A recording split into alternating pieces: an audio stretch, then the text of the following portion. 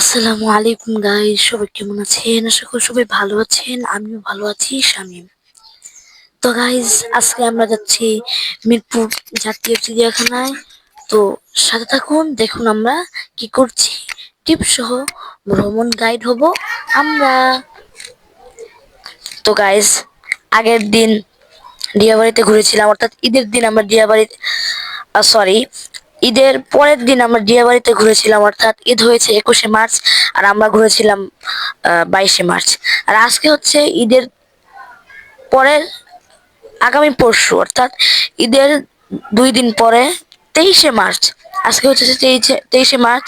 আমরা জাতীয় চিড়িয়াখানায় যাচ্ছি, কেননা আমাদের তো কালকে যাওয়ার কথা ছিল, আপনারা তো শুনেছেন ব্লগে। কিন্তু সময়, আধা ঘন্টা কি মানুষ ঘুরতে পারে চিড়িয়াখানায়, জাতীয় চিড়িয়াখানায়? আপনারা জানেন যারা গিয়েছেন। তো ওই জন্য আর যাইনি। এই যে এখন আমরা বাসে আছি, আমরা এখন আছি হইতেছে বেড়িবাঁধ, যেটাকে ধৌর অনেকে বলে। এই যে বাসের ভিতরের দৃশ্য আপনারা দেখতে পাচ্ছেন। তো গাইস, এটা হইতেছে মিরপুর 1 শাহালির মাজার, দেখতে পাচ্ছেন। এখন আমরা আছি চিড়িয়াখানার গেটের সামনে। তো আমরা এখন প্রবেশ করব। ভাই, আপনারা কেউ যদি চিড়িয়াখানায় আসেন ভাই, একটু কি এমন মানুষ আসবেন যারা ধৈর্য আছে, কেননা ভাই কি বলবো, অবস্থা টাইট হয়ে গেছে আসতে। 10 মিনিটের পথ, প্রায় 50 মিনিট লাগছে। তো বুঝতে পারছেন, আমরা বাস থেকে নামছি আরো 1 ঘন্টা আগে, এখন আমরা পড়ে রয়েছি এই জায়গায়। তো গাইস, এই যে আমরা ভিতরে ঢুকেছি, দেখতে পাচ্ছেন ভিতরে প্রথমে হচ্ছে এই জায়গাটা ঢোকার পরে একটু শান্তি পাবেন, কেননা এতক্ষণ আপনার সাথে যা হবে বলার মতো না ভাই। এত হ্যাসেল, এত হ্যাসেল, বলার মতোই না।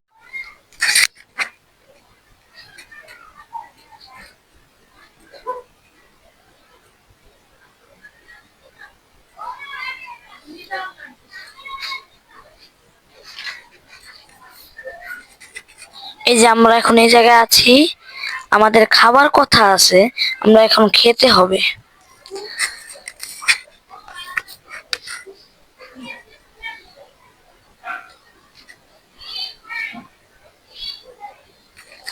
এই যে এই জায়গা দিয়ে ভিতরে ঢুকলাম, পাশে আমরা একটু পরে বসে খাওয়ার পরিকল্পনা আছে।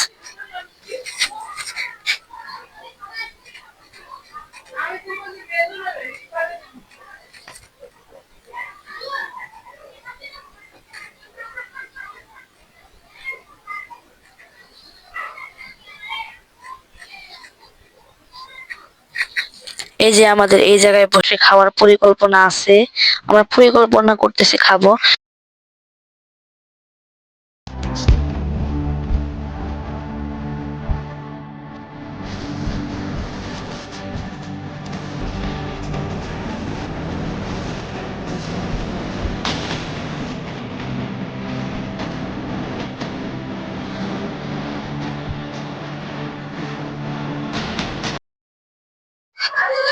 তো গাইজ, দেখতে পাচ্ছেন এই যে চিড়িয়াখানায় প্রথম প্রবেশদ্বারে যে প্রথমে আপনাদেরকে ওয়েলকাম করা হবে বানর দিয়ে। কে জানি বলেছিল যে মানুষ আর বানরের আদি বংশ এক ছিল, হয়তো বা এই জন্য চিড়িয়াখানার কর্তৃপক্ষ এটা দিয়েছে। এটা কাকতালীয় ঘটনাটা। আর এটা হচ্ছে কি, সম্ভবত আমি নামটা জানি না, কে জানি, এই যে এটা ওই প্রাণী, কিন্তু এটার নামটা কি আমি বুঝতেছি না। আপনারা আমাকে কমেন্টে জানাবেন।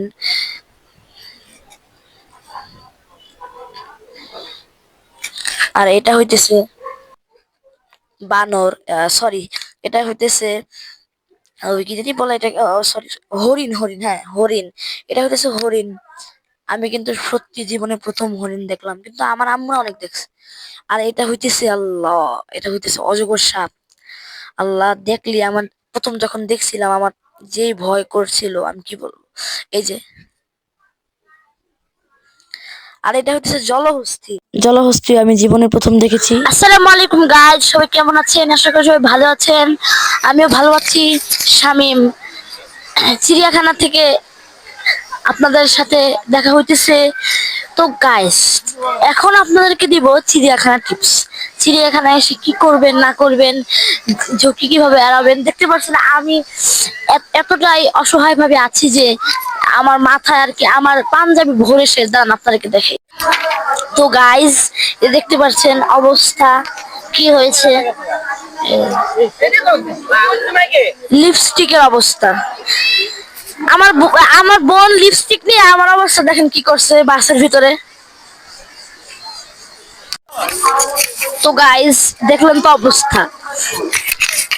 তো আরেকটা কথা, আপনার কেউ যদি চিড়িয়াখানায় আসেন, এই জাতীয় চিড়িয়াখানায় আসলে আপনার একটা কথা লক্ষ্যে রাখতে হবে, আপনারা বাহির থেকে খাবার নিয়ে আসবেন, চেষ্টা করবেন এটা।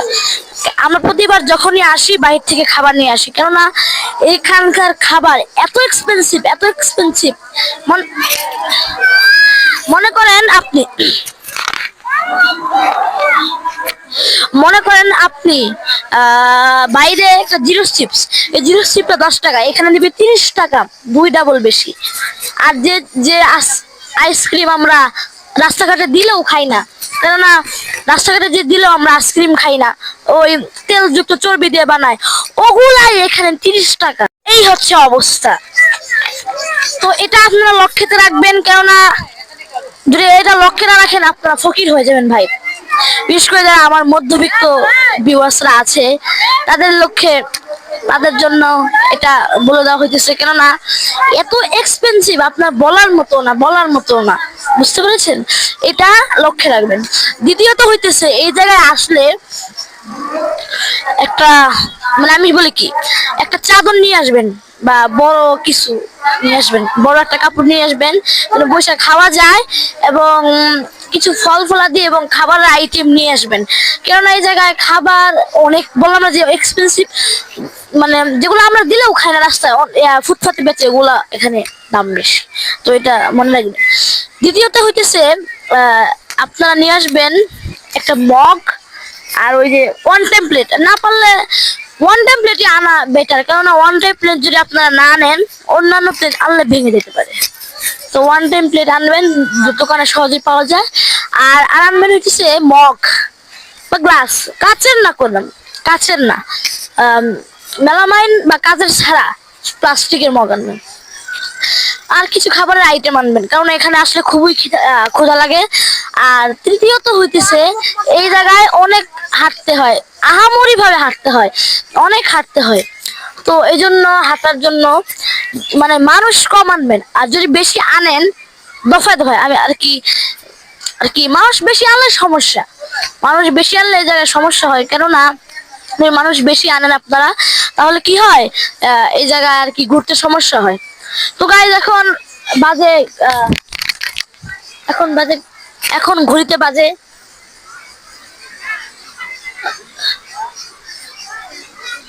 4টা 12, 4টা 12 বাজতেছে ঘড়িতে।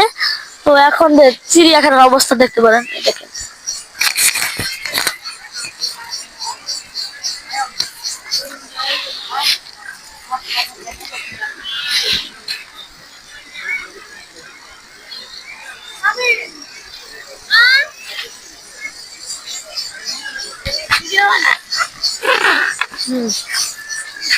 তো এই হইতেছে অবস্থা।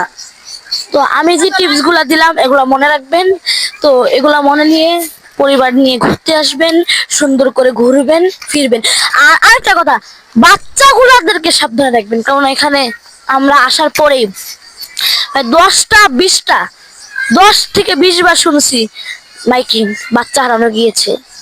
তো বাচ্চাদেরকে সাবধান রাখবেন ভাই, কেননা বাচ্চা তো বাচ্চাই, আর বলার মতো না, তারা ছোট মানুষ, তারা কিছু বুঝে না।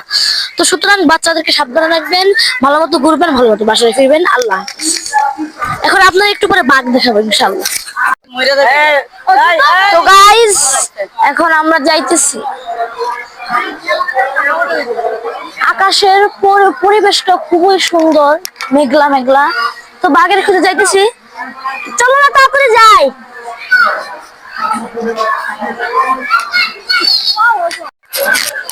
এই বাঘ দেখতে পাচ্ছেন, এই যে বাঘ ঘুমাইতেছে। আমাদের ভাগ্যটা খারাপ, বাঘকে খেতে দেখতে পারলাম না, ও ঘুমাইতেছে। তো গাইস, এই দেখতে পাচ্ছেন এটা হইতেছে আমাদের এই কাঙ্ক্ষিত বাঘ। এই বাঘকে নিয়ে যে কত কাহিনী, আল্লাহ! উৎসুক জনতার ভিড় বাঘকে দেখার জন্য।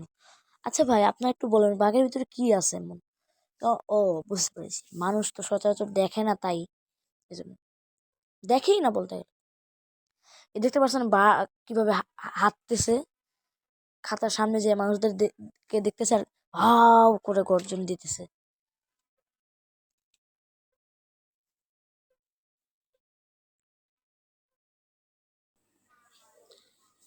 তো বাঘ হাঁটতেছে এবং মানুষদেরকে দেখতেছে, তার বন্ধুদেরকে দেখতেছে। যদি কোন রকমে বাইরে হইতে পারে ভাই, সবাইকে খেয়ে ফেলবে আমার মনে হইতেছে।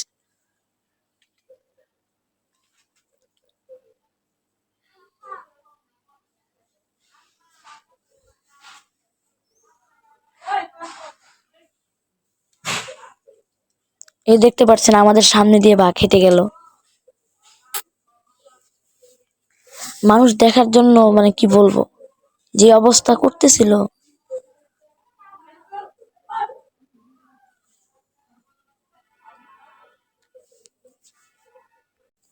আর গাইস, এটা হইতেছে বনের রাজা সিংহ। তার এক গর্জনে সারা বন থরথর করে কাঁপে। দুঃখের ব্যাপার হচ্ছে সে ঘুমাইতেছে, আমাদের ভাগ্যটা খারাপ। আসসালামু আলাইকুম গাইজ, কেমন আছেন সবাই? সকল ঘোরাঘুরি শেষে নিজের গৃহে ফিরে আসলাম। আমরা এবার খুবই ঘোরাঘুরি করেছি, আলহামদুলিল্লাহ। আরো ঘোরার কথা ছিল কিন্তু ঘোরা হয়নি, কেননা সবাই কাহিল আর কি। আমাদের ঘরের লোকেরা একটু অলস টাইপের, তারা হাঁটতে কম পছন্দ করে, তো তাই কি ছোটবেলা থেকে কিছু হলে রিক্সা, গাড়ি, সিএনজি, পরে আরো ওভার টোভার এগুলাতে উঠার অভ্যস্ত, তো তাই হাঁটার কোনো মন মানসিকতা তাদের নাই। এজন্য তারা হাঁটতে কম পছন্দ করে, নাইলে আরো অনেক কিছু আপনারা দেখতে পারতাম, হাঁটতে পারতাম, ঘুরতে পারতাম, ঈদকে উপভোগ করতে পারতাম। তো যাই হোক, আল্লাহ তাআলার কাছে শুকরিয়া এতটুকু ঘোরার জন্য। পরিশেষে সবাইকে জানাই ঈদ মুবারক বলে শেষ করছি, আলহামদুলিল্লাহ। তো সবাই ভালো থাকবেন, সুস্থ থাকবেন, আল্লাহ হাফেজ।